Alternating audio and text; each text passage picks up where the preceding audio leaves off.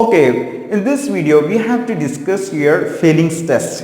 Fehling test helps to identify given compound aldehyde or ketone. Okay, presence of aldehyde or ketone can be confirmed with the help of Fehling test.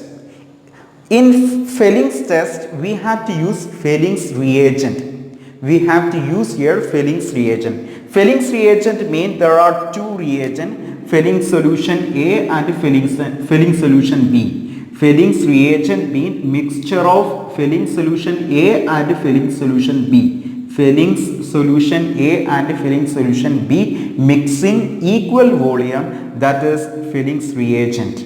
Okay, you can say Fehling solution A, Fehling solution B, or you can say Fehling solution 1, Fehling solution 2. Okay, here Fehling solution A mean it is aqueous copper sulfate. Fehling solution A mean it is aqueous copper sulfate. Fehling solution B mean alkaline solution of sodium potassium tartarate. What do you mean by Fehling solution B? Alkaline solution. It is alkaline solution of sodium potassium tartarate. Okay, so here Fehling's reagent mean it is mixture of equal volume of Fehling solution A and Fehling solution B. Fehling solution A mean it is aqueous copper sulfate. Fehling solution B mean alkaline solution of sodium potassium tartarate. Okay, so we discussed tolerance test. It takes place in presence of alkaline medium. Similarly, Fehling's test also takes place in presence of alkaline medium. We already discussed in tolerance test only aldehyde gives positive result. Only aldehyde gives bright silver mirrored precipitate in tolerance test. Similarly, in Fehling's test, only aldehyde gives positive result. Only aldehyde gives positive result. Positive result means it produces red precipitate. Okay, equal volume of Fehling solution A and Fehling solution B warming with carbonyl compound. Okay, so we obtained a red precipitate. It indicate given compound is aldehyde. Okay, if you heat the mixture, if you heat this Fehling solution with carbonyl compound but there is no red precipitate, it indicate given compound is ketone. Okay, so carbonyl compound with Fehling's solution, Fehling's reagent, no result, ketone.